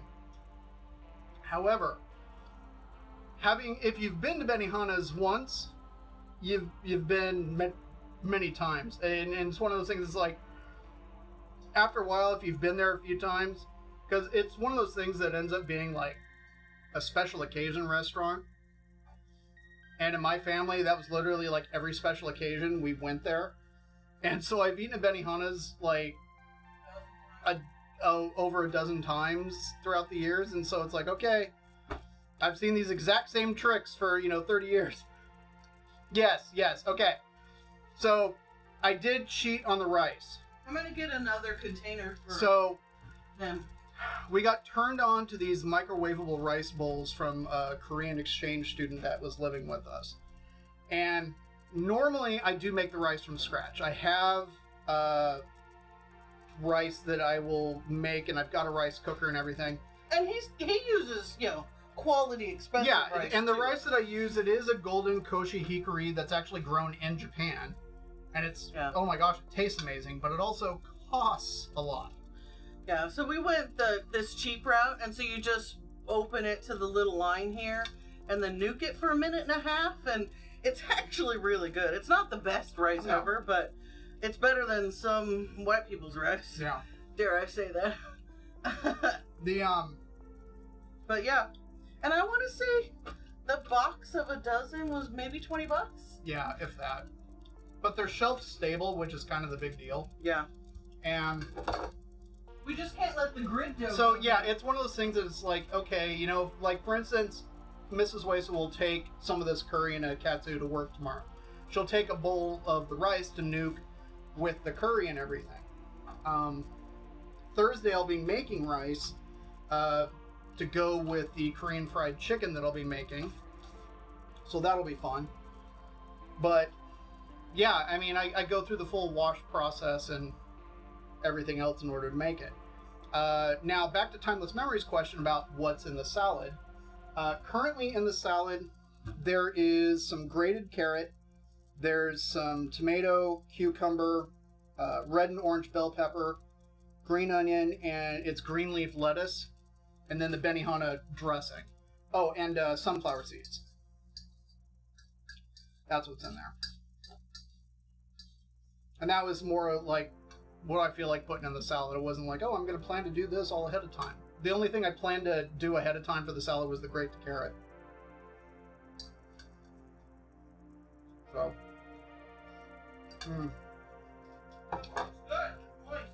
Yeah. I bought 2 sacks of jasmine rice last Sunday. It's a good staple. Oh no, you're totally fine. We love jasmine rice. We love basmati rice. We love long grain rice. I love my short grain rice. I love rice. I don't tend to discriminate when it comes to rice. I can put these away.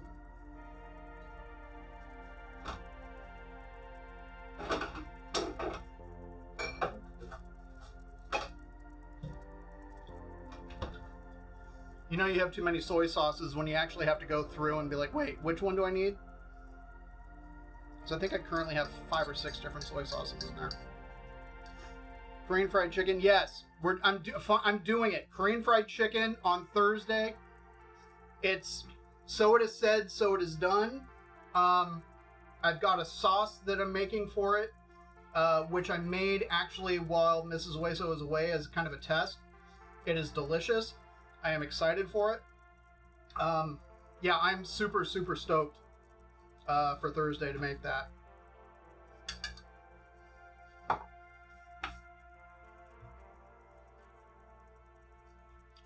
Brown rice?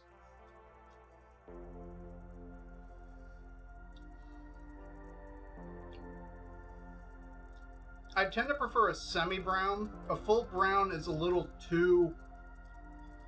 Oh, I'm eating brown rice. If it's like mixed into like a multi-grain mix, that's one thing. But I can't really do just straight brown rice. It's too much. Mm.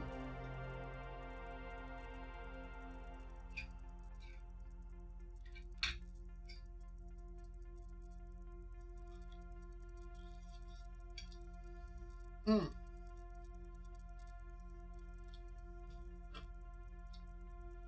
Oh, that sounds awesome. Fried chicken with a Jack Daniel's sauce?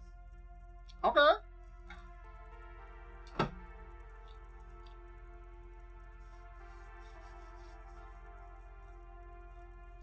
A Jack Daniel's sauce. What else is in the sauce besides Jack Daniel's? Is it like a Jack Daniel barbecue sauce, or is it like what else is in it?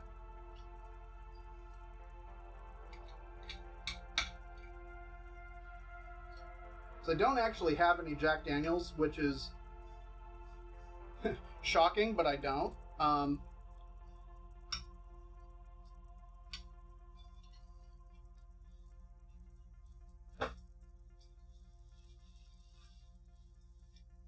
Have like 3 other bourbons though. Lots of chili powder. Okay.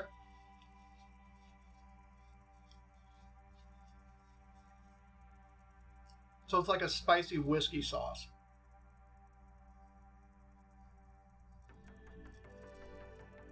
Mm.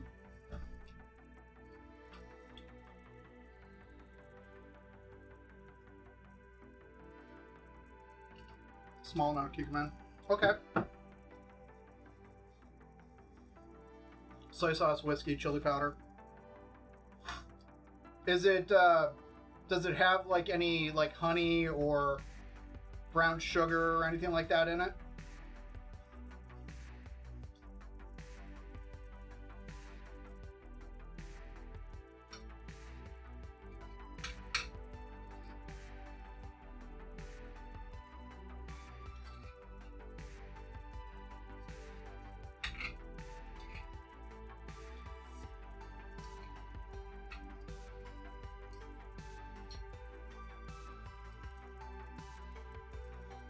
Oh, orange juice. Okay.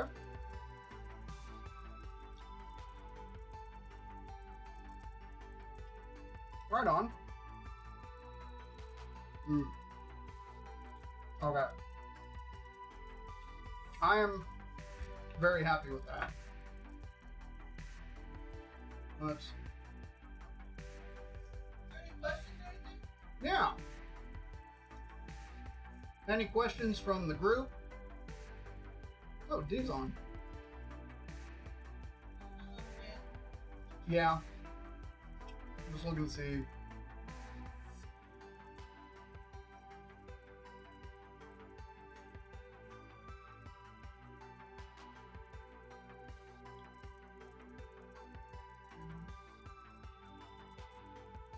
Let's see what's.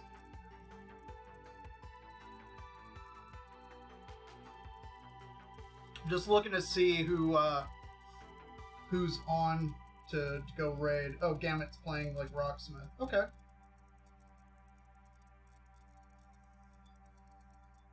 Weird Asian taste buds. Right on. Okay. Well, I think we're gonna call it an evening there. So then that way I can go sit down and eat and kind of relax a little bit. But in the meantime, I think we're gonna go hit up Gamut, who's another member of the New Wave of Nice Metal Buds. He's currently playing Rocksmith.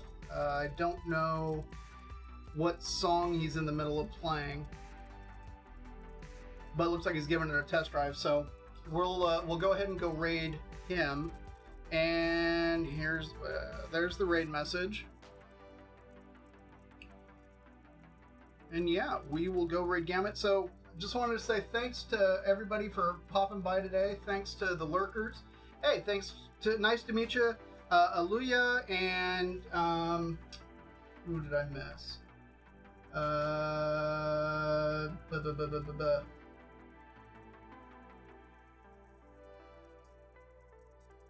Timeless Memories, G-Money, Lumpy Pickle for being here, On the Soldier of Giants, Immunized, Chubby Viking for popping in.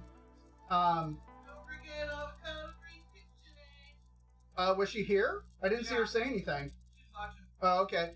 Avocado Green KitchenAid. Oh, what's going on? Hey, thanks for the follow, Luya. Yeah. Hope everyone has a good rest of the evening, or morning, or afternoon, wherever you are. Hey, Scott, thanks so much for popping in today, buddy. I'm glad you're feeling better. Everybody, take care. I will be back. Probably it'll be around 6 o'clock. Yeah, probably about 6 p.m. on Thursday. And then, yeah, Korean fried chicken. And It's going to be a good time. So thank you so much. Let me set this up and we will go be on our way. There he is. Okay. Right on, right on. Okay, everyone. Take care. Love you all. Have a good night. Hello, boys and ghouls. DK's making a snack today. What's it gonna be? What's it gonna be? DK's making a snack today. Shove it right into your mouth. DK's making a snack today. What's it gonna be? Is he making it for me?